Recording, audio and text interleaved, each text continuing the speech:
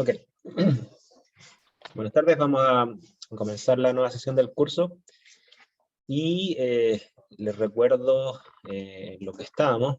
Estábamos discutiendo el tema del desarrollo humano. Hola a todos, hola a todas. Estamos discutiendo el tema del desarrollo humano. En términos de expectativa de vida, tiempo libre, enfermedades, el refugio, la comida, etc. Y al menos lo que estábamos tratando de discutir era que entendiendo que al menos en estos aspectos, obviamente que quizás hay otros que son más cuestionables, ¿no es cierto? Pero al menos en estos aspectos materiales se ha mejorado bastante, o sea, se produce más comida que nunca, hay menos hambruna que nunca, las casas son mejores que las de antes, las condiciones sanitarias son mejores que las de antes, hay más tiempo libre, porque hay ayuda de electrodomésticos en labores hogareñas, además que las jornadas laborales han bajado, las hambrunas son cada vez menos frecuentes, afortunadamente, etc. Y todo este tema del progreso, yo les subí un extracto del libro de Steven Pinker ahora en el aula, para que ustedes revisen. Ahí está obviamente mucho más detallado y más reflexionado todos estos temas. Pero todos estos temas del progreso o del desarrollo, como quieran verlo, tienen la atención de que consume más recursos. Ustedes discutieron de algunas comunidades, ¿no es cierto?, que han querido volver como al pasado, con los pros y los contras que sostienen. Y al respecto surge la pregunta de, bueno, este desarrollo es sustentable, porque si hay una cosa que aparece mucho en las discusiones ambientales, es decir, ya, bueno, hay un desarrollo, obviamente que eso ha salvado vidas, ya ha mejorado la calidad de vida, pero la idea es tratar de encontrar las condiciones que nos permitan mantener el desarrollo o incluso aumentarlo más, porque todavía hay gente que está quedando fuera de este desarrollo, ¿no es cierto? Todavía hay 600 millones de personas que no tienen la suficiente comida, por ejemplo, todavía hay personas que mueren a los 50 años en algunos lugares del mundo, todavía hay personas que no tienen condiciones sanitarias en sus casas, todavía hay mucha gente en el mundo que está mal, está casi muy parecido a como estábamos antes de la era industrial.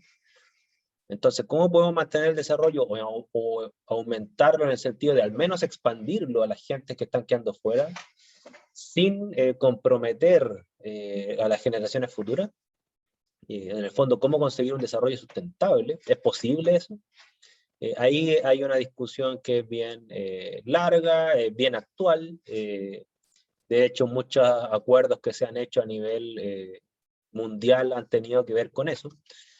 Y obviamente que esos son temas de debate que a lo largo de todo este curso lo vamos a ir discutiendo. Pero esos temas de debate se van a ir enriqueciendo en la medida en que vamos adentrándonos ya en la física, la química y la biología del planeta, ¿ya? Porque más que mal cuando uno dice sustentable, es sustentable para que el planeta nos siga proveyendo de los medios y los recursos para mantener ese desarrollo. Porque si hacemos lo que al parecer estamos haciendo, que es que estamos consumiendo más de lo que el planeta regenera, claro, va a llegar un momento en donde las generaciones futuras podrían ver comprometidas seriamente sus condiciones materiales de vida, ¿ya? Hasta ahí quedamos. No sé si tienen alguna duda, consulta, comentario al respecto antes de avanzar. ¿Dudas, consultas, comentarios? Ahí tengo fotos de condiciones de vida anteriormente. Pero quizás esta foto es medio exagerada, si nadie anda comiendo salmón todos los días. Pero lo que voy yo es que hoy en día se comen más proteínas que antes, eso es lo que estoy diciendo. La dieta que había antiguamente era casi puros carbohidratos y agua, muy poca proteína. Y hoy en día hay más proteínas, no a nivel de un filete de salmón todos los días, lo dudo, pero algo intermedio, digamos. Hay más abrigo que nunca, etc. Y ahí está la industria, ¿no es cierto? Para bien o para mal, ahí está la industria. En eso queda. ¿Alguna duda o comentario? ¿Algo que quieran seguir discutiendo, seguir reflexionando? Para mí la reflexión es más importante que los contenidos, a pesar que tenemos contenido que ver hoy. ¿Duda, consulta, comentario? ¿Se les ha ocurrido cómo construir una sociedad distinta a la actual, que sea sustentable y con una calidad de vida decente? Ustedes que van a heredar estas condiciones sociales, ¿no es cierto? ¿No? Bueno, el tema está en que si nosotros queremos mejorar la sociedad, si queremos mejorar el mundo que nos rodea, lo primero que hay que hacer es comprender cómo funciona ese mundo, ¿ya? Entonces uno no saca nada con hacer propuestas si desconoce los funcionamientos de todo lo que nos rodea. Entonces, si bien es cierto, ese objetivo es bien ambicioso, al menos conocer algunos procesos, algunos mecanismos, algunos objetos, algunos estados, algunos sistemas que tienen que ver con el medio ambiente. No estoy diciendo conocerlo todo, ¿no es cierto? Pero conocer algunos aspectos que son importantes y que nos pueden a nosotros llevar a emitir una opinión un poco más informada. Y al respecto, vamos a introducir los primeros conceptos ambientales del curso, ambientales así como de ciencia ambiental, y al respecto yo necesito recabar algunos conocimientos que ustedes tienen, ¿ya? A ver, ¿qué saben de ustedes de nuestro planeta? ¿Qué saben? Compártanlo, ¿eh? Quiero saber hasta dónde dominan ustedes. ¿Qué saben de nuestro planeta? Disculpe. ¿Sí?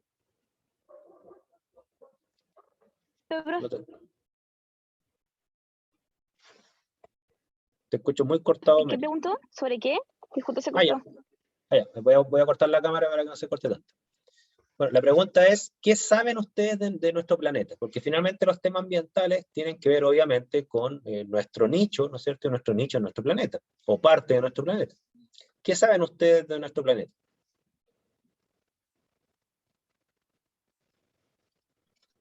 Que en su mayoría es agua. Ya, hay un dato, ¿no es cierto? En su mayoría está cubierto por agua, hay que definir bien eso, ¿ya? Está cubierto por agua. No quiere decir que en su mayoría agua, desde el punto de vista que si cuantificáramos la masa de agua que hay en nuestro planeta, la masa de agua es súper poca. La mayor cantidad de materia está en estado sólido, o en estado líquido tipo magma, ¿ya? Agua, claro, la mayor parte de la superficie de nuestro planeta es agua, sí, eso es cierto, ¿ya? Pero, ¿por qué menciono esto? Porque miren, ustedes saben más o menos a qué profundidad están los fosos marinos más profundos, más o menos. Creo, no estoy segura, profesor, pero si no me equivoco, son las fosas de las Marianas y son como 14 kilómetros, pero no estoy segura. Ya, mira, sí, yo no estoy pidiendo el dato exacto, pero sí es de ese orden de magnitud. Más o menos unos 10 kilómetros de profundidad como lo más, así, como potencia de 10. Puede ser 15, pueden ser 8, bueno, estamos hablando de potencia de 10. Más o menos como 10 kilómetros de profundidad es lo más hondo que se ha, digamos, medido, ¿ok? Ahora, ustedes saben más o menos cuál es el diámetro de nuestro planeta para que tengamos conciencia de esa capa de agua que tanto representa a la esfera terrestre. O sea, si yo le dijera cuánto es el diámetro o el radio de nuestro planeta en su totalidad, ¿cuánto es?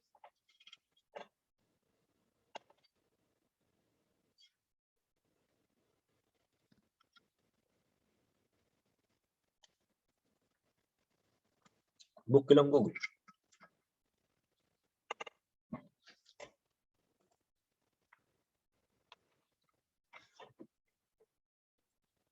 Necesito que ustedes tengan... ¿Profe? ¿Sí? ¿Sí?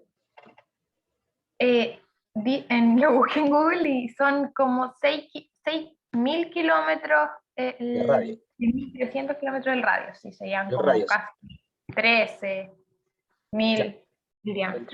Claro. Ya se fijan, entonces estamos hablando de el radio son 6.000 kilómetros y la profundidad de la fosa marina es con suerte 10. 10 es a 6.000. Hagan esa proporción. 10 es a 6.000. Es decir, si ponemos a nuestro planeta en perspectiva, ¿no es cierto? Y lo esquematizamos como que fuese un balón, así como de fútbol, el agua en el fondo sería una especie de humedad superficial. ¿Ya? No sé si estaban al tanto de eso. No, la verdad, profe, es que yo nunca lo había pensado así. Siempre lo pensaba como por la superficie, ¿no? Claro, lo que pasa es que nosotros nos movemos en un intervalo del planeta muy pequeñito, ¿ya? Y yo necesito que ustedes dimensionen eso. Ya déjame ver si tengo una foto del planeta. Espérense, voy a saltarme esto, ya voy a volver a esto. Aquí, ¿ya? Yo necesito que ustedes dimensionen físicamente y químicamente el planeta. ¿Por qué? Porque para entender los problemas ambientales y sus magnitudes, hay que entender las dimensiones y magnitudes de nuestro planeta, desde un punto de vista físico, químico y también biológico, ¿ya? A pesar que en este curso la parte biológica va a tener alguna relevancia en el ciclo del carbono, normalmente nos vamos a centrar más en la física y en la química. Entonces, si esta es la esfera terrestre, ¿no es cierto? Aquí yo creo que está, incluso todavía está mal representado en términos de escala, lo que sería la corteza terrestre, fíjense, que abarca, lo que sería la capa donde se mueve el ser humano, asumiendo que pudiéramos llegar a las profundidades del océano, sería una capa mucho más estrecha que la que está marcada ahí, ¿no es cierto? Serían 10 kilómetros en profundidad. Y aquí viene la otra pregunta, en altura. ¿Hasta dónde nos movemos en altura? Supongan del nivel del mar hacia arriba, porque ya sabemos del nivel del mar hacia abajo. Del nivel del mar hacia arriba, ¿de cuánto estamos hablando? ¿Hasta dónde es lo máximo, más o menos, que se mueve el ser humano en altura? Como 8 kilómetros, ¿no? Exactamente, ¿no es cierto? Como Everest. potencia de 10, el Everest, ¿no es cierto? Y el Everest, como potencia de 10, más o menos son 10 kilómetros de altura. Un poco menos, quizás, un poco más, no estoy seguro, pero de ese orden estamos hablando. Entonces, nosotros como seres humanos, ¿no es cierto? Si este corte transversal representara como un trozo del planeta donde más o menos nosotros nos movemos, obviamente que la mayoría va a estar a nivel del mar. A unos pocos van a bajar un poco más, muy pocos van a ascender. Pero si ponemos ese intervalo, es más o menos 20 kilómetros de longitud respecto del centro del planeta, que tiene más de 6.000 kilómetros. ¿Ok? ¿Me siguen ahí? Muy poquito. Entonces, la magnitud de nuestro planeta es enorme, es enorme. ¿Ya? Es un planeta que lo tenemos poblado superficialmente, pero es enorme. ¿Ya? O sea, no sé si ustedes han escuchado unas cuestiones que se nota que cuando la afirman no conocen las dimensiones del planeta. Salen fotos, por ejemplo, que el ser humano está quemando el planeta. ¿Ya? El ser humano no tiene la capacidad de quemar el planeta. ¿Ya?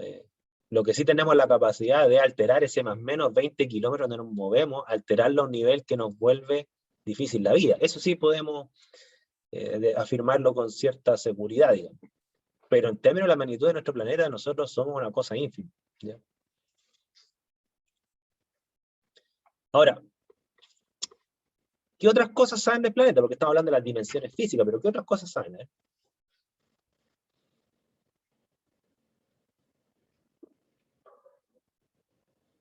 Ustedes están hablando solo de tamaño, pero ¿qué otras cosas saben del planeta?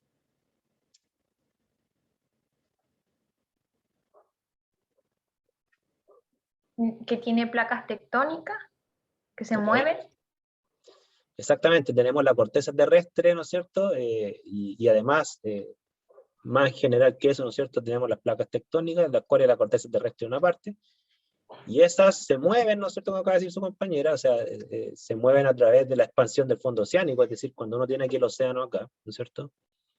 Voy a marcar acá. Aquí está el océano, ¿no es cierto? Normalmente en el océano hay unas fracturas, como son las que aparecen acá. Esas fracturas se mueven a lo largo del fondo oceánico. Por esas fracturas emerge magma. Ese magma, cuando se topa con el agua, se enfría. Al enfriarse se expande, ¿ok? Y eso es lo que genera es una fuerza o un vector físico, ¿no es cierto?, hacia ambas direcciones contrarias al expandirse el volumen, ¿no es cierto? Y eso hace que se muevan las placas. O, si no se mueven, acumulan energía para después, en un movimiento brusco, liberarla a través de un sismo o un terremoto. ¿Ok? Entonces, nosotros estamos literalmente pisando un magma frío. Eso es lo que estamos pisando nosotros en estos momentos. ¿Ok? Prueba de eso es que, por ejemplo, no sé si ustedes saben, han encontrado fósiles marinos en la cordillera de los Andes, por ejemplo. ¿Ya? ¿Qué quiere decir? Que la cordillera de los Andes, en el fondo, surgió en su momento en el fondo oceánico que se va generando por la ruptura, ¿no es cierto?, del fondo oceánico, se iba moviendo y en algún momento esto, por los movimientos de la física de este material, parte de este emergió, ¿no es cierto? Entonces en su momento la cordillera de los Andes estuvo bajo el mar. ¿Ok? Pues bien, nosotros entonces estamos en una corteza terrestre que tiene un origen de magma, y eso tiene repercusiones químicas que las vamos a necesitar en este curso. ¿Ya? ¿Cuáles son esas repercusiones químicas? Y aquí les hago una pregunta, miren, a ver, déjenme. Pregunta química, me devuelvo, disculpen que me salte tantas cosas. Pregunta química, miren. Ya, y aquí voy a desafiarles su cultura general científica, ¿ya? Aquí está nuestro planeta, ¿no es cierto? Ustedes saben que el tercero en el orden desde el Sol, aquí estamos, ¿no es cierto? Y ahí están las dimensiones que ustedes acaban de escribir, radio 6.000 y tantos kilómetros, ¿ok? Y viene la pregunta, ¿qué saben de la química de nuestro planeta? Si les digo, defínanme químicamente nuestro planeta, ¿qué responderían? ¿A nivel de elemento o a nivel de reacciones? Den lo mejor de sí nomás, todo va a servir. Ya, aquí dice Luis, atmósfera rica en nitrógeno, ya. La atmósfera, ¿no es cierto? Atmósfera rica en nitrógeno. Entonces, ustedes probablemente saben que gran parte de la atmósfera, más del 70% en volumen, es nitrógeno, nitrógeno molecular. Listo. Ahí tienen una información. ¿Qué más?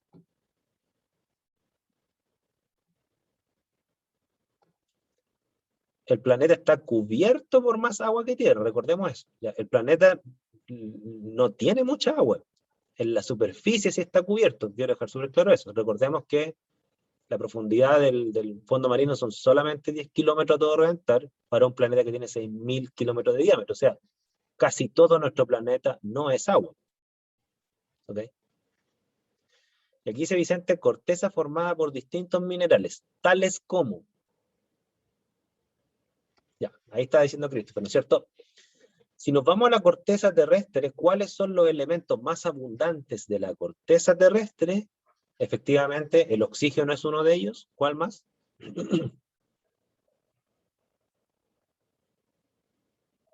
No es el hierro en la corteza terrestre. A nivel del planeta entero, sí tienen razón que el hierro es el elemento más abundante. ¿Por qué? Porque tenemos un núcleo de hierro. El núcleo de nuestro planeta es de hierro. Entonces, si tomamos el planeta completo como una muestra, por así decirlo, efectivamente el hierro es más abundante. Pero si tomamos solo la superficie, el hierro no es el más abundante, es el oxígeno y el silicio, ¿ok? Ahí hay dos, principalmente son esos dos. Oxígeno, silicio y en tercer lugar el aluminio, efectivamente. O sea, gran parte de nuestra distribución elemental de la corteza terrestre, repito que es el magma frío que nosotros pisamos, ¿no es cierto? Bueno, es silicio, oxígeno y aluminio. Y molecularmente esos elementos se combinan como silicatos, enlace silicio-oxígeno, aluminatos, aluminio-oxígeno, aluminosilicatos, que son minerales mixtos entre silicatos y aluminatos que forman estructuras cristalinas. Vamos a ver eso cuando veamos la química del suelo. Lo anterior no es una casualidad, ¿ya? Porque vamos a abordar la pregunta, ¿y por qué la química de nuestro planeta es así? ¿Estamos? Vamos a abordar esa pregunta, pero antes de abordarla, déjenme ir a una figura, que también la vamos a necesitar. Acá está. Aquí está la distribución de los elementos si es que bajamos en profundidad, o sea, no solamente nos quedamos con la corteza terrestre, ¿no es cierto? Por ejemplo, si uno va bajando en profundidad desde la corteza terrestre hasta las capas más internas, llegando hasta el núcleo interno, si ustedes se dan cuenta, como ustedes acaban de decir, elementos más abundantes por lejos, oxígeno y silicio, y le sigue aluminio, ¿ok? Y después si uno va bajando, empieza a disminuir los contenidos de los elementos mayoritarios como silicio y oxígeno, y empieza a predominar el hierro. ¿Por qué tenemos un núcleo de hierro? ¿O cómo sabemos que tenemos un núcleo de hierro? A ver. A ver, todo esto que le estoy diciendo sale en la serie Cosmos, que yo la recomiendo siempre. ¿Ya? Las personas que han tenido cursos conmigo antes saben que yo soy ridículamente majadero con que toda persona que le guste la ciencia debiera ver esa serie en sus dos versiones. La versión original de Carl Sagan, de los años 80, y la versión actual de Neil deGrasse, que fue alumno de Carl Sagan. Las dos son muy buenas. ¿Por qué tenemos un núcleo de hierro y cómo sabemos que tenemos un núcleo de hierro? A ver si alguien sabe algo.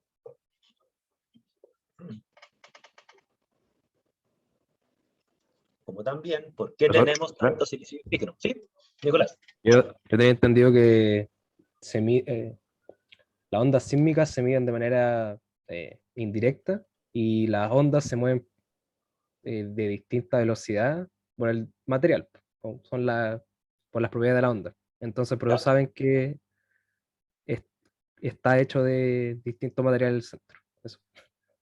Ya, porque claro, o sea, hay ciertas propiedades físicas que indirectamente me dicen que el núcleo no es de silicio y aluminio, ¿no es cierto? Y oxígeno. Ya, ese es un tema, ¿no es cierto?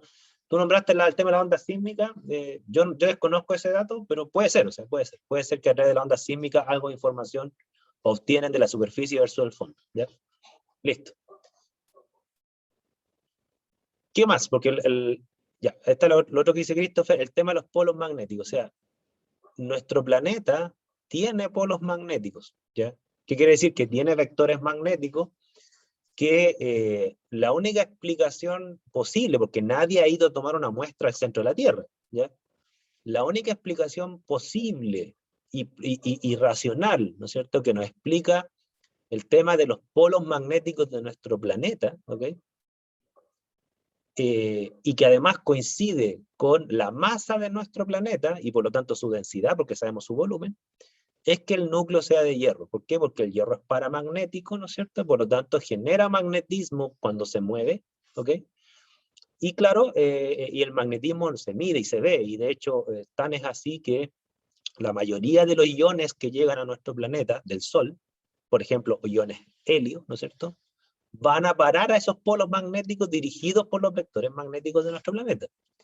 Y eso lo vemos, o sea, yo nunca lo he visto, me gustaría verlo alguna vez en la vida, pero las auroras boreales son expresiones de eso, ¿no es cierto? Son los iones que dirigen nuestros vectores magnéticos de nuestro planeta y que llevan esos iones hasta la atmósfera de los polos. Y claro, esos iones ionizan el gas atmosférico y emiten luces. ¿Okay? Las famosas auroras boreales. O sea, si algún día vieron aurora boreal aquí en la quinta región, me preocuparía muchísimo. Ya quiere decir que algo muy grave le pasó al campo magnético terrestre. ¿Ya? Y hay que tener muy claro que ese campo magnético nos protege de los iones del Sol, porque los iones del Sol son tremendamente dañinos. Si uno considera la masa del planeta y su volumen, la densidad de la corteza no explicaría la densidad del planeta. O sea, no se puede explicar la densidad del planeta con silicio y oxígeno. Aquí dicen que... Ah, claro, pues los que viven más hacia el polo, ¿no es cierto? Para Magallanes, ya ahí ustedes tuvieron la suerte, Christopher, ¿no es cierto?, de ver auroras boreales, ¿ya? A mí me gustaría verla alguna vez, no, nunca la he visto. Bueno, con 18 años en la isla, obviamente que tenías que verla alguna vez, súper bien, ¿ya?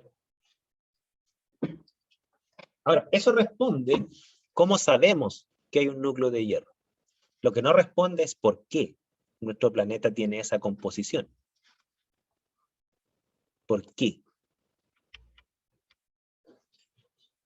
Porque fíjense que no todos los planetas tienen la composición de la Tierra. Marte tiene una composición muy parecida. La Luna tiene una composición muy parecida. Mercurio tiene una composición muy parecida. Júpiter no. Saturno no. ¿Ya?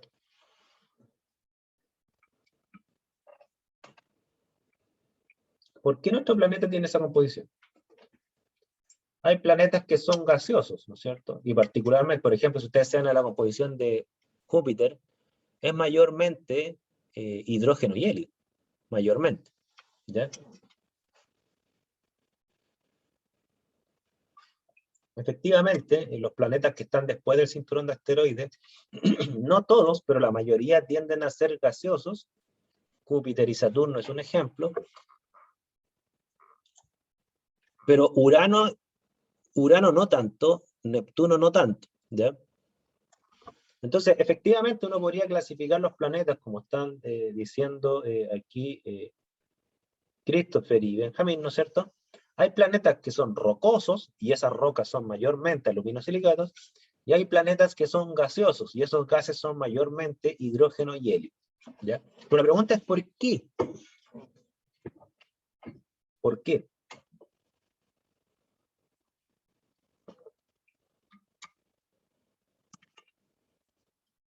O sea, Christopher dice, esto sucede por temperatura, presión y su atmósfera.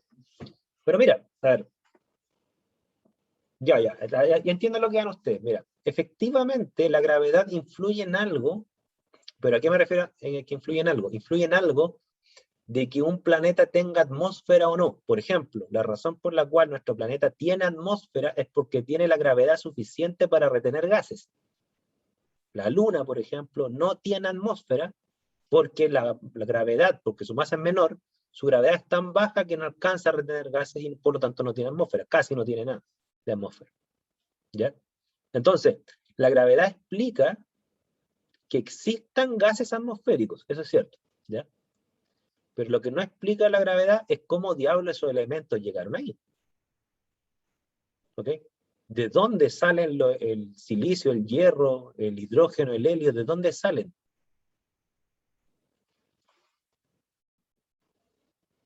Ya, ahí están como buscando respuestas que yo quiero que tiren no estoy diciendo que están bien o están mal, estoy diciendo, están tirando respuestas que apuntan a la pregunta, que de dónde viene la composición química de los planetas, de dónde viene. Ya. Por ejemplo, ¿sí? Yo tengo entendido, pero no sé, tal vez sea un disparate, que cuando muere una estrella y se genera una supernova, ahí se liberan todos los elementos. Exacto. Por ahí va la respuesta, ¿ya? No quiere decir que los asteroides no aportan nada. Los asteroides, por ejemplo, al menos las teorías científicas más o menos comprobadas, dicen que los asteroides explicarían por qué tenemos agua, ¿ya? Porque efectivamente han encontrado agua en el medio interestelar que lo captan los asteroides y al parecer el agua que llegó a nuestro planeta fue por asteroides, al parecer. Pero el agua es un constituyente minoritario en nuestro planeta, ¿ok? Lo que más hay es hierro y todo, ¿no es cierto? Y como acaba de decir su compañera, esto tiene un origen en el origen de las estrellas, ¿ya? Y esto es lo que les voy a mostrar a continuación, ¿no es cierto? Las nubes estelares, ¿no es cierto? Para los que no lo saben, ¿no es cierto? Lo que sabemos hoy en día de cómo se forma un planeta tiene que ver con cómo se forma una estrella también, ¿ya? ¿Qué es lo que sabemos? Miren, ¿qué es una estrella? Ya, quiero ir testeando sus conocimientos. ¿Qué es una estrella? Por ejemplo, ¿nuestro Sol qué es? Es una estrella, pero ¿qué es una estrella? Una masa muy grande de mucha materia que se va como combustionando. Ok, ya por ahí va, ¿no es cierto? Ya. Las estrellas son, como dicen, como acaban de decir, son esferas gaseosas, pero esferas gaseosas que generan energía. La pregunta es, ¿y qué tipo de gas? ¿Y qué tipo de proceso genera esa energía? ¿Ya? El principal gas es el hidrógeno, efectivamente. Y el proceso nuclear, como dice Nicolás, que genera la energía es la fusión nuclear. ¿Qué quiere decir? Por aquí lo tengo, creo, ¿no es cierto? Aquí está. Este es el tipo que develó los mecanismos de la nucleosíntesis estelar. Sir Roger Penrose. No, creo que Roger Penrose, si mal no recuerdo. No, parece que no es Roger Penrose. No me sé el nombre, estoy dudando del nombre, ¿ya? Pero es un físico, ¿no es cierto?, que develó los mecanismos de la nucleosíntesis estelar. ¿Cuál es la nucleosíntesis estelar? Es demostrar que las estrellas, por ejemplo, surgen de masas de hidrógeno gaseoso que empiezan a compactarse por gravedad, pero llega un punto en donde la masa es tan grande, y por lo tanto la gravedad es tan grande, que empieza a fusionar los átomos que los componen, y pasamos de hidrógeno a helio, por ejemplo. Y esa reacción es exotérmica. ¿Ok? ¿Me siguen? Por ejemplo, esta foto que está acá es de las Pléyades. No sé si ustedes conocen las Pléyades. Se ven a simple vista en invierno. ¿Ok? Las Pléyades se les reconoce como estrellas jóvenes. ¿Por qué? Porque todavía quedan restos del gas sin fusionar alrededor de las estrellas que recién se formaron. Cuando digo recién se formaron en escala astronómica, ¿ya? O sea, recién puede ser recién hace 500 millones de años, eso estamos hablando, ¿ya? Que para una escala universal de un universo que tiene cerca de 14.000 millones de años de existencia, claro, 500 millones nada, o 100 millones nada. La escala humana es una eternidad, obviamente. ¿Me siguen hasta ahí? Sí. Sí, sí. Bueno, entonces las estrellas generan energía por fusión nuclear. ¿Y qué es lo que fusionan? Los gases que la constituyen. ¿Cuáles son el principal gas de casi todas las estrellas? Hidrógeno. ¿Ok? ¿De dónde viene el hidrógeno? Bueno, se dice, ya nombró la teoría del Big Bang, se dice que en realidad el elemento más abundante del universo es el hidrógeno. ¿Y es por qué? Porque sería como la partícula atómica que más se formó luego del Big Bang, ¿no es cierto? Se generó el universo, se generaron muchas cosas, fotones, muchos electrones, pero en términos de los átomos elementales, lo que más se formó por lejos fue hidrógeno. ¿Ok? Y eso se ha medido, ya sea cuánto hidrógeno hay en el universo, pues creo que el 75% de los átomos que se miden del universo son hidrógeno, después el resto es helio, y los otros son muy, muy pequeñitos en sus concentraciones. ¿Ok? Ahora, las estrellas fusionan hidrógeno, fíjense, pero no todas fusionan hidrógeno. No todas fusionan hidrógeno. Importantemente tener presente eso. ¿Ya? ¿Por qué? Porque ¿qué estrellas fusionan hidrógeno? Las jóvenes, las que se formaron hace poco. Llega un momento en que a la estrella se le acaba el hidrógeno. Ya lo transformaron mayoritariamente a helio. ¿Qué es lo que le pasa al Sol?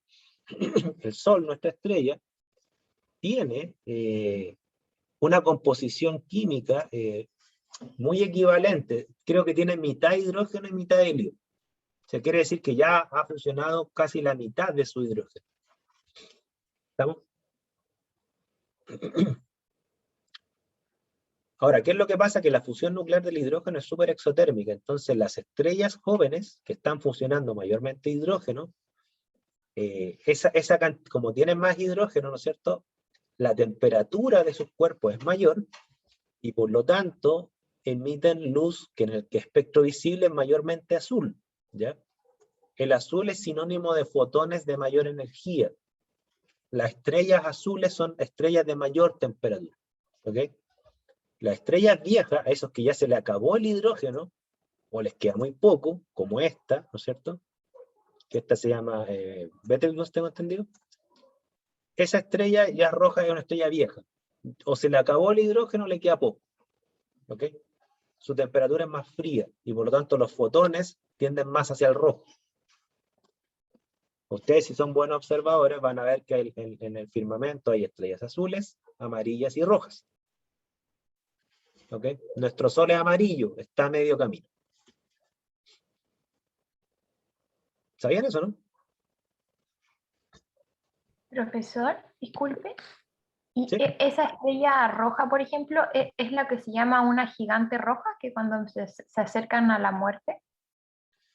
O sea, todavía no está llegando a gigante roja, pero efectivamente muchas estrellas, cuando ya no les queda nada que fusionar, nada, ¿ok? Efectivamente tienden a tener procesos de muerte, que se llama. Y un proceso de muerte es que, piensen esto como un edificio, miren. Una vez yo vi una analogía bien buena, decía, imagínense un edificio y que tiene una base, ¿no es cierto? Aquí hay dos fuerzas que interactúan. La fuerza gravitatoria que comprime los gases, ¿no es cierto? Pero por otro lado está la fusión nuclear que se da en la estrella, que por tener mayor temperatura, su fuerza es externa. Entonces, finalmente la estrella es una esfera porque hay un equilibrio de fuerza entre la gravitación que hace colapsar la estrella y la energía cinética de todos estos gases que se están moviendo y están fusionándose que hace que se expanda. Bueno, ¿qué es lo que pasa en esta instancia, ¿no es cierto? Que cuando la estrella se le acaba el hidrógeno, ¿no es cierto? O se le acaba el combustible nuclear, por así decirlo, ya no tiene fuerza para contrarrestar la gravedad. ¿Y qué es lo que hace esa estrella? Se derrumba. ¿Ok? Se derrumba. Y cuando se derrumba es como cuando se derrumba un edificio. O sea, ¿qué pasa? Toda la masa colapsa, ¿ok? Y empieza a generar una estela expansiva. Eso sería, tengo entendido, una gigante roja, una forma de morir de una estrella, que una gigante roja que tengo entendido que es el destino del Sol. Las estrellas que tienen menos masa mueren como gigantes rojos, o sea, colapsa su núcleo y se expanden sus capas externas y queda un cuerpo rojo incandescente que después se empieza a enfriar de a poco. ¿Ya? Tengo entendido que Betelgeuse va camino para eso, pero todavía le falta. ¿Ya? Aquí Nicolás me pregunta si por la fusión del helio será posible producir radiación gamma. Mira, tengo entendido, Nicolás, no estoy seguro de lo que te voy a decir. La radiación gamma es radiación de alta energía. Recuerden que nosotros en el espectro electromagnético tenemos el infrarrojo por un lado, el UV visible, que es el que nosotros más o menos nos movemos. Vienen los rayos X y después los rayos gamma, que es como el de más alta energía. Tengo entendido, Nicolás, que las únicas zonas de nuestro vecindario cercano que tienen suficiente energía para emitir rayos gamma es el centro de nuestra galaxia, donde hay millones de estrellas y agujeros negros juntos, o sea, con unas masas monstruosas. ¿Ya? Tengo entendido. ¿Ya? Entonces yo no creo que se dé un núcleo de carbono. ¿Ya? De hecho, aprovechando el tema del carbono, miren, aquí vamos. Esto es una cosa muy interesante. ¿Eh? Yo creo que todo químico debiera saber esto, ¿ya? Y muy poca gente lo sabe porque separan la astronomía de la química, y desde el punto de vista de un error. La estrella va fusionando hidrógeno. Por lo tanto, ¿qué quiere decir? Que a nivel de la tabla periódica, el hidrógeno se transforma en helio. Número atómico 2, número másico 4. O sea, quiere decir que necesitamos 4 núcleos de hidrógeno para formar uno de helio, no 2. ¿Ya? Porque necesitamos 2 neutrones también. Bueno, ¿qué pasa cuando ya hay helio, ¿no es cierto? La estrella tiene suficiente masa, la mayoría, para seguir fusionando, pero ya se le acabó el hidrógeno. ¿Qué es lo que va a hacer? Va a empezar a fusionar helio ahora. O sea, los núcleos de helio los va a empezar a juntar. Por lo tanto, va a empezar a formar litio, berilio, boro, carbono, y así sucesivamente. ¿Ok? Pero en el fondo, lo que sabemos hoy en día es que gran parte de los elementos de la tabla periódica, salvo el hidrógeno, se forman en las estrellas. Eso es lo que sabemos hoy en día. ¿Ya? O sea, las estrellas son los reactores nucleares que fusionan átomos para formar los elementos de número atómico superior al hidrógeno. Eso es lo que sabemos. ¿Okay? Ahora, ¿qué pasa con esto? Que las reacciones de fusión nuclear son exotérmicas solo hasta el hierro. Profe, disculpe. Entonces, quiero ver si entendí bien, es que se me corta un poco. Entonces, ¿cada elemento es la fusión del elemento anterior? Claro, eso es lo ¿Sí que sabemos hoy en día. Entonces, por ejemplo, genial. hay una cuestión que en el libro de Massa, yo no lo leía, yo lo escuchaba a él decirlo, pero yo lo sabía de otro libro. Por eso le entiendo lo que él estaba hablando. En el libro de Massa, que se llama algo así como que somos polvo de estrella, esa no es una frase poética, o sea, los átomos de calcio, por ejemplo, en nuestros huesos, se formaron en las estrellas. Los átomos de hierro, de fósforo de nuestros huesos, o sea, casi todos los átomos de nuestro cuerpo, que también tenemos átomos de hidrógeno, se formaron en hornos nucleares estelares. ¿Ok? ¿Y qué pasa después? La estrella en algún momento revienta y arroja todo ese material, que son átomos pesados, muchos de ellos, poquitos, pero algo hay, ¿no es cierto? Y ahí se forman los planetas con esa, ¿cómo decirlo? Con esos restos de desechos de explosión de estrella. O sea, literalmente nuestro planeta es una especie de desecho de una estrella que murió. Ahora, la reacción exotérmica solo hasta el hierro. ¿Qué quiere decir esto? que cuando la estrella ya fusionó todos sus elementos y llegó hasta el hierro, ya la estrella no genera energía, consume energía. ¿Y qué pasa en ese instante? Como ya la reacción se vuelve endotérmica, la estrella no tiene el soporte energético de su núcleo para evitar su derrumbe gravitatorio, y literalmente la estrella muere. ¿Okay? Muere. Muere, como dijo su compañera, gigante roja, es decir, el núcleo nomás como que colapsa, pero las capas externas se empiezan a expandir y queda como una esfera roja gigante que después se enfría en el tiempo, y esas capas externas empiezan a salirse de a poco. Eso es lo que sabemos que pasa hoy en día. De hecho, hay algunas nebulosas que son restos de una explosión estelar. ¿Okay? Lo otro que sabemos es que las estrellas más masivas, que no es nuestro Sol, ¿no es cierto? Las estrellas más masivas, ¿qué es lo que pasa? Se le acaba el combustible porque ya no hay fusión exotérmica, ¿no es cierto? Colapsa su gravedad, pero tiene tanta masa que colapsa su gravedad, y ¿qué es lo que pasa con los átomos? Se juntan los protones con los electrones y se forman neutrones. ¿Y qué es lo que queda como resto? Una estrella de neutrones. O sea, gran parte, no sé si toda, pero gran parte de la masa de la estrella, que ocupaba un volumen gigante, ahora que unió los protones con los electrones en este colapso gravitacional, y como los neutrones no se repelen, como si se repelen los electrones y los protones, ¿no es cierto? Bueno, se junta todo eso en un volumen mucho más pequeño. De hecho, por ejemplo, tengo entendido que han identificado estrellas de neutrones, que son restos de la explosión de una estrella que colapsó y formó puros neutrones, ¿no es cierto? Han encontrado estrellas de neutrones de 20 kilómetros de radio, o sea, son chiquitísimas. Pero ahí está albergada la masa de una estrella entera, casi. De hecho, hay como unos cálculos que dicen que una cucharada de una estrella de neutrones debiera pesar así como 8 toneladas. ¿Sí? 8 toneladas aplicándole la gravedad terrestre, eso me refiero. Y claro, y está la otra muerte de la estrella, que dicen que es como, dicen porque no lo he visto, a pesar que hay un testimonio de la época de los, como de un emperador chino, ¿cierto? Que sí tiene registros de esto. La muerte más espectacular, dicen, es cuando la estrella tiene aún más masa, ¿no es cierto? Y ahí, ¿qué es lo que pasa? En este colapso gravitatorio, ya no solamente se juntan los protones con los electrones y forman neutrones, empiezan a colapsar los neutrones, y ahí literalmente se forma un punto sin volumen, que es la singularidad del agujero negro, que sea.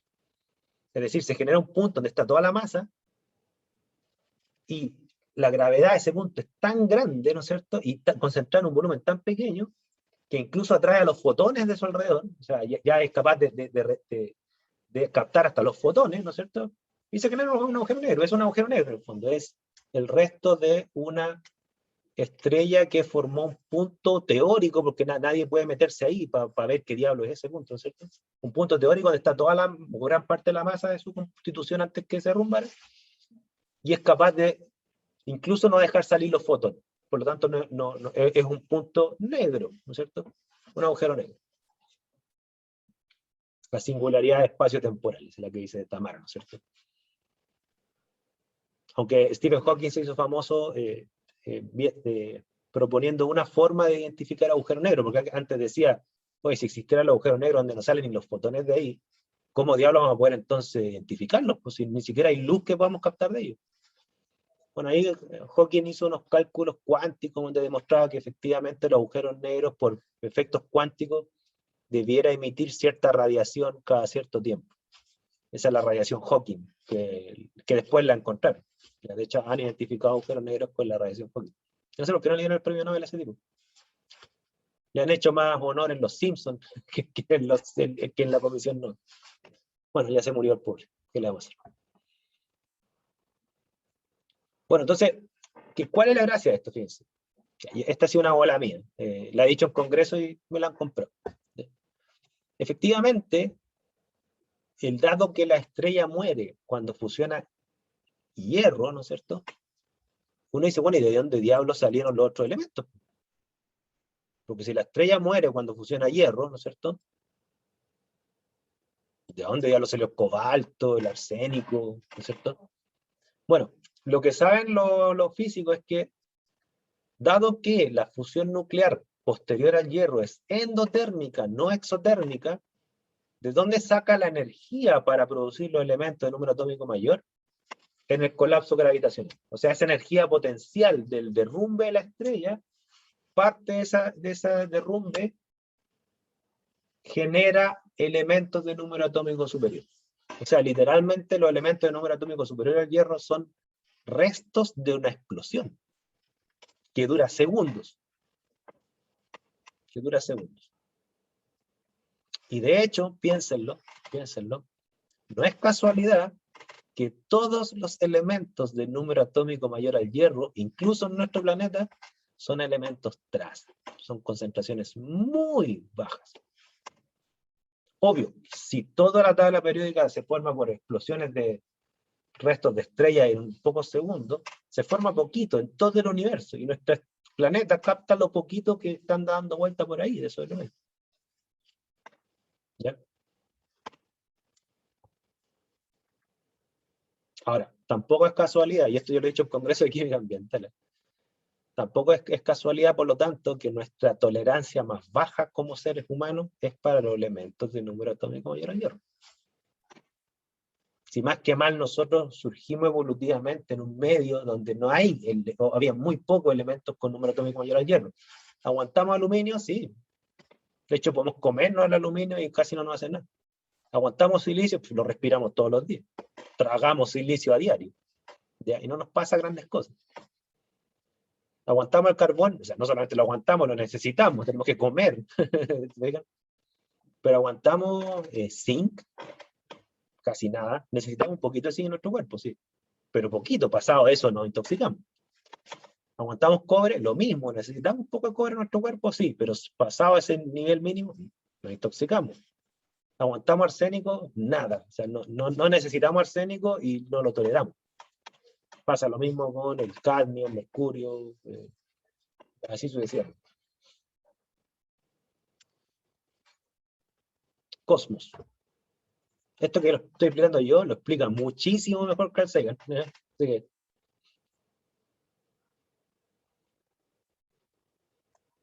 dudas, consultas, comentarios. Profesor, es un comentario en verdad, pero no sé, que Sí. cuando antes yo era más chica, así como en sexto básico, me encantaba la astronomía. De hecho, quería estudiar astronomía. Te equivocaste. Tenías que haber estudiado astronomía. No, pero ya no. Y me acuerdo que súper chica hice una disertación de un tema, hoy me acuerdo, me costó un montón, que se llamaba el límite de Chandrasekhar. Me acabo de acordar que era un científico de la India que descubrió a los 19 años cómo la masa máxima que puede tener una estrella para que no se transforme ni en un agujero negro ni en una estrella de neutrones. Y era como creo que era como 1,5 veces la masa que tiene nuestro Sol. Si supera esa masa, ya se transforma en... Mira, sí o sí en... esos límites que dices tú, hay un límite calculado para que efectivamente una estrella se transforme en una estrella de neutrones, un agujero negro. Y hay un límite, también calculado, para que una masa de hidrógeno se transforme en una estrella. ¿Ya? Y, de hecho, fíjense, voy a volverme aquí espero que lo miren desde otro punto de vista, la figura que les mostré. Un segundo. Bueno, ahí está la evolución de la estrella, todo esto que les dije, esta figura que está aquí, ¿no es cierto? Las protoestrellas, que son estas masas de hidrógeno que todavía no empiezan a fusionar hidrógeno y después empiezan a fusionarlo. Protoestrella, la estrella gigante roja, la estrella de neutrones, el agujero negro, ¿no es cierto? Etcétera. ¿Ya? Pero lo que digo yo, ¿no es cierto?, es lo siguiente. ¿Qué es lo que pasó supuestamente en nuestro sistema solar? Pasó lo siguiente. Había una masa de hidrógeno gigante, ¿ya? Se empezaron a formar esta distribución asimétrica del hidrógeno, se empezó a concentrar en ciertas zonas, ¿ok? Una de esas zonas alcanzó a generar fusión nuclear, es lo que llamamos Sol. El resto del hidrógeno no alcanzó a generar fusión nuclear. ¿Y quién lo atrapó? Dos esferas llamadas Júpiter y Saturno. Es el hidrógeno que no alcanzó a formar otra estrella. La mayoría de los sistemas planetarios tienen estrellas binarias, son 2 estrellas, no una. Aquí casi tuvimos una segunda, Júpiter. Un poquito más de masa y se prende. Eso es lo que sabemos. ¿Ya? De hecho, hay una película de ciencia ficción, tengo entendido, que cuenta la historia que Júpiter se prendió. Le vino una ráfaga de hidrógeno y ¡paf! Se prendió. ¿Ya? Entonces, claro, los planetas gaseosos se formaron por la masa de gas, hidrógeno, ¿no es cierto?, mayormente, que no alcanzó a fusionar una segunda estrella. ¿Ya? Ven documentales de eso, o sea, hay un montón de documentales, series. Para mí la mejor es Cosmos, por lejos, por lejos. Más que nada, por eso se ha ganado todos los premios habido por haber esa serie. ¿Ya? Claro, distinto es lo que tú dices, Benjamín, que claro, que efectivamente, por ejemplo, tengo entendido que en Júpiter, claro, si bien es cierto lo que más hay es hidrógeno y helio, no quiere decir que es lo único que hay. Tengo entendido que también hay océanos de metano, cosas por el estilo. Entonces, claro, me imagino que tú estás hablando de prender un fósforo en el sentido de, si tengo una poza de metano, que en nuestro planeta, si yo le tirara un fósforo sería la mansa explosión, porque estamos llenos de oxígeno, tenemos combustible comburente, ¿no es cierto? Claro, en Júpiter, como no tiene oxígeno, tengo entendido, no hay oxidante, entonces no podríamos generar una especie de explosión. Yo tengo entendido que Júpiter es una atmósfera reductora. ¿Qué quiere decir? Que tiene hidrógeno, amoníaco, metano, o sea, puros elementos en estado de oxidación bajo. ¿Ya? Sí, bueno, eso que dice Benjamín, que han caído meteoritos más grandes que la Tierra en Júpiter, los últimos meteoritos que cayeron los filmaron, esto fue, si bueno no me falla, fue como a principios del año 2000. Yo me acuerdo porque los transmitieron, de hecho, en las noticias. Porque sabían que iban, no sé, 4 o 5 meteoritos, y transmitieron en la colisión. Se prendían así unos destellos. Quizás ustedes todavía no nacían. Ah, y lo que les contaba. Cuando una estrella tiene mucha masa y se transforma en una supernova, ¿ok? Si bien es cierto, gran parte de la masa queda como estrella de neutrones o como un agujero negro, el gas que expulsa, que no alcanza a quedar encerrado en este agujero negro, ¿no es cierto?, queda a muy alta temperatura y queda tremendamente brillante. ¿Ya? Entonces hay un escrito de la, no sé, de la dinastía Ming, no sé, estamos hablando de siglos antes de Cristo, ¿ok?, que coinciden con escritos en otras partes del mundo, que cuentan una época en donde habían 2 soles de día. ¿Ya? Que aparecieron 2 soles de día y que al par de semanas el segundo sol desapareció. ¿Ya? O sea, no hay otra explicación racional que haya sido una especie de supernova. De hecho, creo que los restos de esa supernova, creo que ahora le llaman la nebulosa Cangrejo. Creo.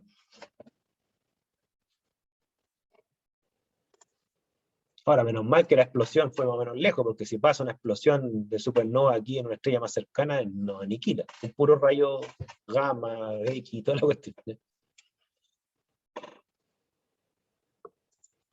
Nos ioniza entero. ¿Ya? Estas explosiones son monstruosas. Ya, si ustedes ven la escala energética, es una cuestión que uno no le cae en la cabeza. Profesor, ¿Sí? si no me equivoco, hay una estrella que no me acuerdo el nombre, que podemos ver desde, o sea, de acá de la Tierra, que está como en el rango de que puede transformarse en supernova. Siempre están como los telescopios apuntando. Pero Mira, no me acuerdo el nombre. tengo entendido que Betelgeuse la tienen en la mira. ¿Ya? De Sí, hecho, parece hace como un año atrás, el Betelgeuse empezó a oscilar su brillo. Y ese es un patrón preexplosivo. Y estaban todos asustados, o sea, entre comillas asustados, porque, digamos, tengo entendido que no pasaría nada en el estricto rigor, pero estaban todos así como que, oye, Betelgeuse va a explotar porque empezó el patrón preexplosivo, donde su brillo sube y baja, o está colapsando. Y después se dieron cuenta que en realidad esa oscilación del brillo parece que se debía a que pasó algo entre el telescopio y la estrella, de haber pasado una nube, no sé, no era nada de eso. Pero efectivamente, los cálculos de composición química y masa te dan a ti un indicativo de si la estrella está en etapa terminal o en etapa temprana. ¿Ya? Si es muy roja y muy masiva, le queda poco. ¿Okay? Al Sol le quedan 5.000 millones de años. Poquito. Para que usted se haga una idea, nuestro planeta tiene 4.000 millones de años de existencia, o sea, se formó casi al mismo momento que el Sol. Porque el Sol está a mitad de vida. ¿Okay? O sea, el universo tiene 14.000 millones de años. Nuestro Sol tiene 5.000 millones de años. Y nuestro planeta tiene 4.000 millones de años. Esto se mide con isótopos. Lo que sí no me pregunten cuál isótopo. Hasta ahí no me llega mi conocimiento. Pero hay una forma isotópica de estimar la edad de los cuerpos celestes. Que no es carbono 14, eso es para los seres vivos. Es para temas de miles de millones de años, son unos isótopos más pesados.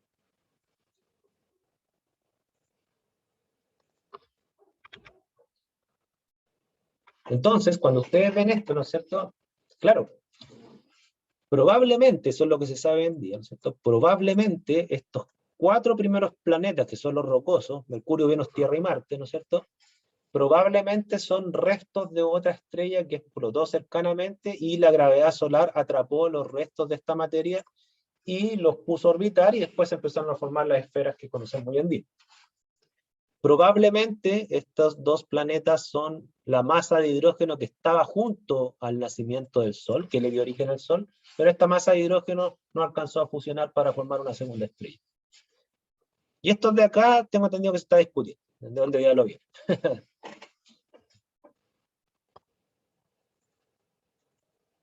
¿Estamos? Entonces, la historia de nuestro planeta, ¿no es cierto? Ahí están más o menos las dimensiones. La historia de nuestro planeta, ¿no es cierto? La composición química tiene que ver con varias cosas. Una, el origen estelar de los cuerpos, ¿no es cierto? Número 2, su gravedad, como ustedes dicen, porque eso le da o le quita atmósfera. Nosotros tenemos gravedad para tener atmósfera, igual que Marte. Esa no la tiene mucho Mercurio. Venus sí tiene masa para tener gravedad. Y obviamente que la cercanía al Sol, ¿no es cierto? La cercanía al Sol también influye, porque obviamente mientras más cerca al Sol los cuerpos tienden a poseer mayor temperatura, y hay ciertos componentes que son más estables a temperaturas más altas y otros no. Los aluminosilicatos aguantan bastante temperatura. ¿Ya?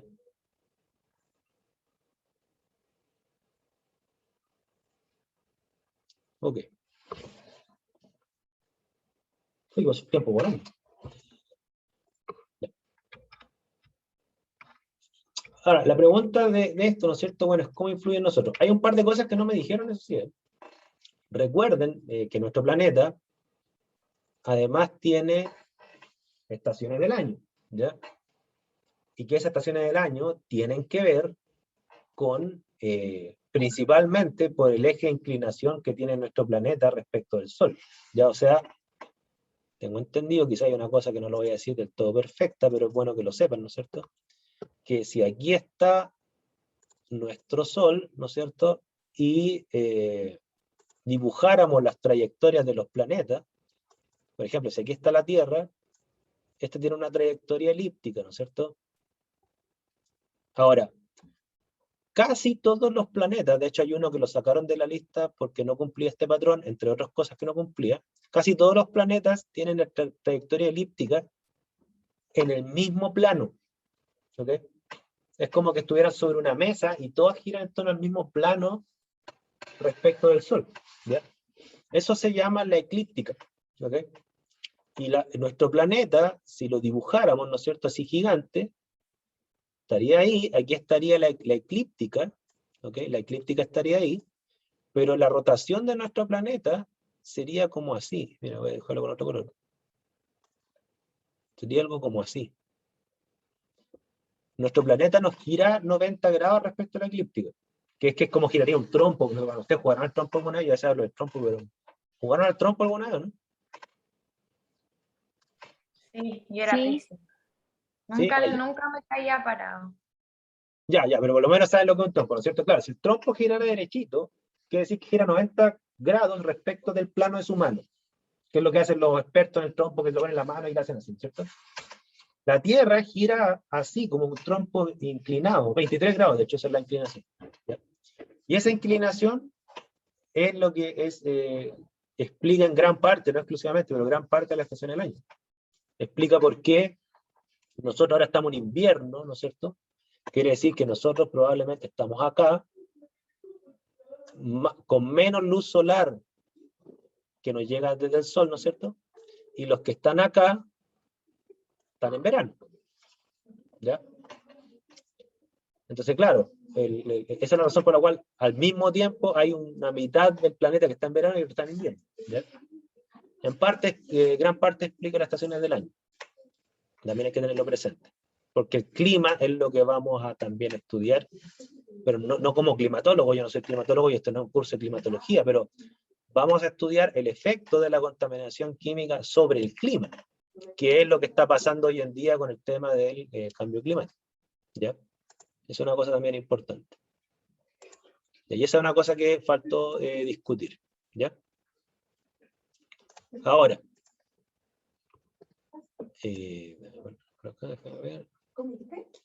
déjame ver acá. Entonces, ¿cómo influye esto en nosotros? ¿Ya? Miren, hay una escala que yo quiero que con esto se lo lleven para la casa, así como reflexionando, que es esta escala que está acá. ¿Ya? La química, si bien es cierto, la física de nuestro planeta no ha cambiado tanto en su historia, ¿ya? La temperatura superficial sí ha cambiado mucho. ¿Ya? Antiguamente, la superficie de nuestro planeta era de alta temperatura y no había corteza terrestre, había magma, era como océanos líquidos de lava. ¿Ya? La temperatura varió bastante y el planeta se empezó a enfriar. ¿Okay? Empezó a irradiar energía y se empezó a enfriar. ¿Okay? Ahora, pero en sus dimensiones, obviamente se ha mantenido casi constante. Ahora, lo que sí ha cambiado bastante en la historia de nuestro planeta es la química y por lo tanto el clima. ¿Ya? Porque el clima también tiene que ver con química, no solo con física. Ahora, también hay que entender, ¿no es cierto?, que en la historia del universo, nosotros ¿cuándo aparecimos? Por ejemplo, si este es el Big Bang, acá, hace 14.000 millones de años atrás, empezó la historia del universo. Aquí aparecieron los planetas. ¿Ok? Perdón, estoy al revés, disculpen, estoy mostrando la red. Aquí está. Aquí está el Big Bang. ¿Ok? Ocurrió la explosión. Muchos fotones, electrones, ¿no es cierto? Se empezaron a combinar algunas partículas, empezaron a formarse gases atómicos, las primeras estrellas, y aquí empezaron a aparecer los primeros planetas. ¿Ok? Pero esta historia continuó. Aquí ya estamos en 4.000 millones de años, aquí ya nuestro planeta está constituido, ¿no es cierto? Comenzaron a aparecer la corteza terrestre, las primeras formas de vida simples y complejas, ¿no es cierto? ¿Y dónde aparecimos nosotros? Aquí aparecen los primeros homínidos, sapiens, ¿no es cierto? Aquí hay un Australopithecus, Lucy, ¿no es cierto? ¿Y cuándo apareció el ser humano? Y aquí, si alguien sabe una información más precisa, me lo dice, ¿no es cierto? Los Homo sapiens, más o menos por aquí, 5 millones de años. Los Homo sapiens sapiens, porque tengo entendido que hay un Homo sapiens y un Homo sapiens sapiens, que ese sería el humano moderno, ¿no es cierto? Tengo entendido que los registros fósiles de 1 millón de años, más o menos, porque los fósiles tienen márgenes de error gigantes, ¿ya? O sea, 1 millón más o menos 500.000 años, una cosa así, ¿ya? Sí, así yo escucho una vez, ya esto es un campo que yo no domino, pero que claro, una cosa son la familia Homo sapiens y otra es el Homo sapiens sapiens, que es una rama de los Homo sapiens que somos nosotros. ¿Ya? Quizás me equivoco, por favor, si digo algo errado me lo dicen. Pero hasta donde yo sé, en orden de magnitud, si el universo tiene ya 10.000 millones de años, o sea, estamos hablando de 10 elevado a 11, 10.000 es 10 elevado a 5, ¿no es cierto? 10.000 millones es 10 elevado a 11, ¿no es cierto?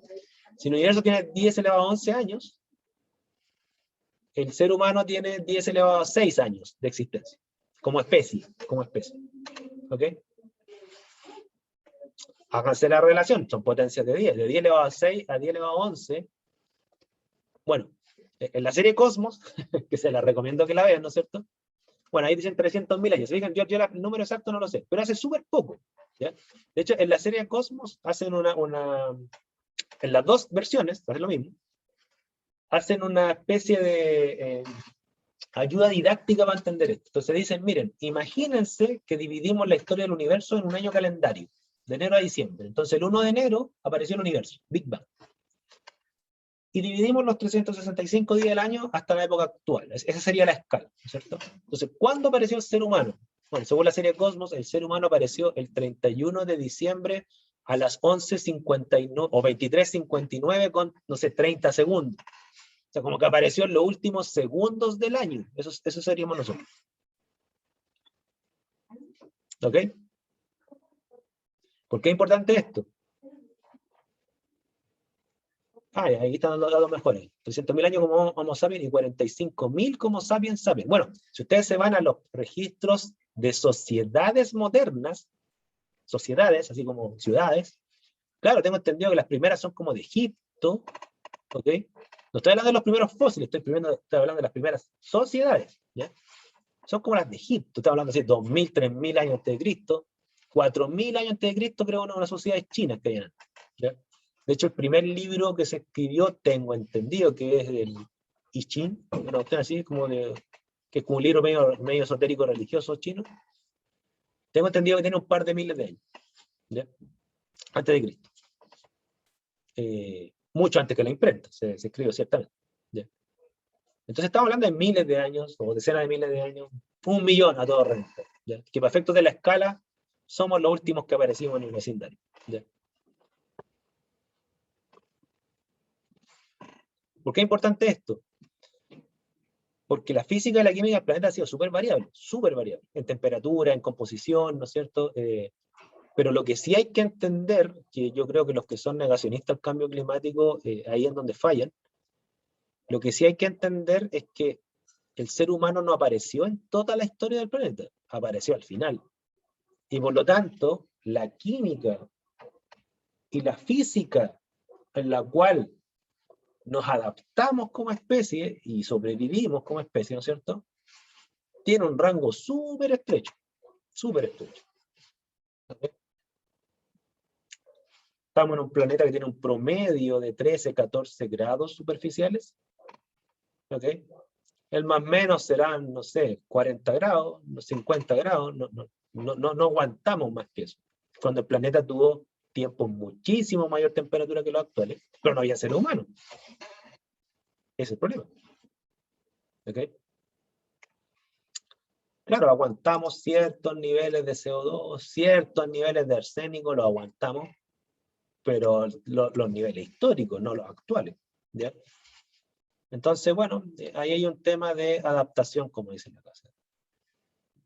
Al parecer, esta es como una visión media súper holista la que voy a decir, al parecer los cambios que estamos generando como especie, si bien es cierto para casi toda la existencia del planeta son cambios insignificantes, ¿ok? Que aumentemos un grado de temperatura para escala planetaria en nada, pero que lo aumentemos en 50 años en una escala humana es bastante. ¿Ya? No estamos acostumbrados a cambios tan abruptos. ¿Ya? Entonces, en ese contexto hay que entender la fragilidad de los problemas ambientales, es dónde aparecimos y hasta qué margen nos movemos. Claro, aquí dice que los animales tampoco, ¿no es cierto? Pero lo que sí hay que entender es que de todas las especies de superiores mamíferas, somos los que tenemos menos tolerancia. ¿Ya? De hecho, hay insectos que son capaces de resistir una bomba nuclear. ¿Ok? Nosotros con suerte resistimos 50 grados.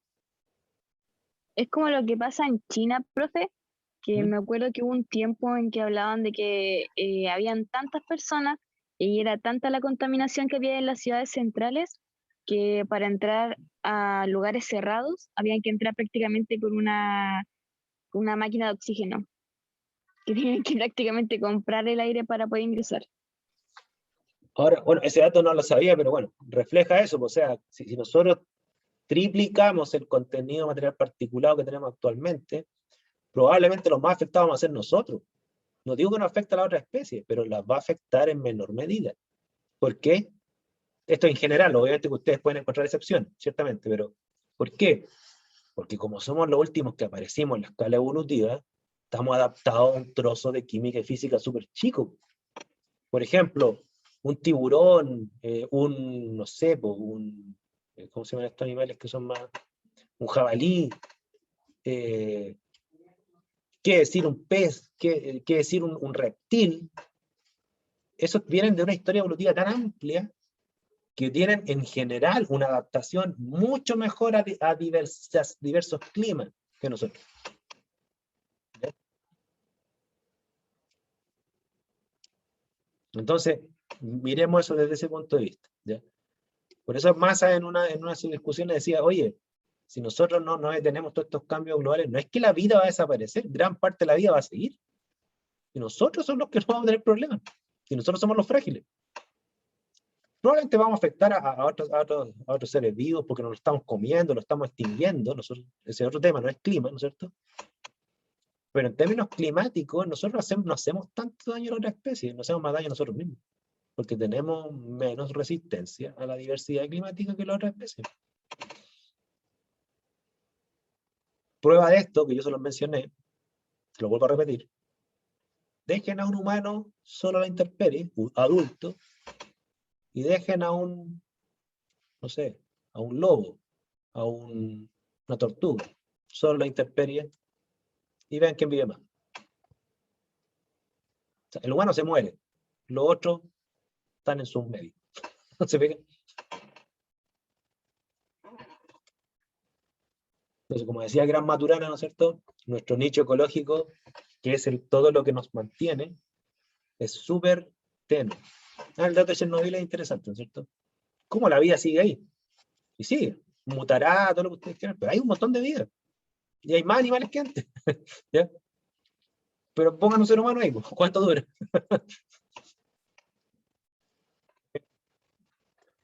Bien, vamos a quedar hasta aquí entonces.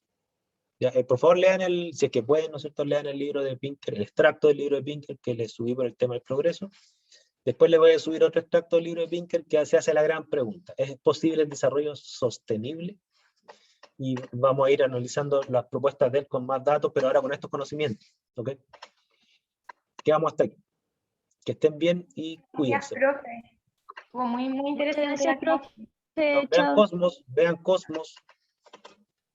Ya, Chao, profe. voy Chao, a... profe, que esté ¿La bien. antigua, profe? Oiga, profe, ¿y a dónde encontramos Cosmos? No, van a tener que encontrar, mira, van a tener que encontrarlo en sitios ilegales. Porque estuvo en Netflix, pero ya no está. El Cosmos Pero- original de Carl Sagan lo van a encontrar en YouTube, sí. Ese parece que ya Ya. tiene derecho. Ah, está en Disney, es de National Geographic, ¿no? Sí, la serie de National Y lo Geographic. subieron Ah, a ya. Tienen eso, lo encuentran Está en en Disney entonces. Sí, el está en Cosmos de Disney. Carl Sagan, que también les recomiendo que lo vean. El Cosmos de Carl Sagan lo encuentran en YouTube. ¿Cómo fue, profe, que dijo el final? Recuerda que hay dos Cosmos, el original de Carl Sagan de la época de los 80, no es tan bonito porque no había Full HD en esa época, pero Carl Sagan fue el que creó la serie Cosmos y su forma de relatar es espectacular, ¿no es cierto? Ese les recomiendo que lo vean y está en YouTube. Y está el otro Cosmos que es de un alumno de Carl Sagan, que es Neil deGrasse, ¿no es cierto? Que él hizo el Cosmos como remasterizado, con cosas nuevas también, mucha mejor calidad técnica, Full HD. Él tiene otro estilo para relatar, pero también es muy bueno. Vean los dos. No estoy en contra de ninguno de los dos. Los dos son espectaculares. Ok, gracias, profe. Chao, chao. Chao, profe, gracias. Saludos.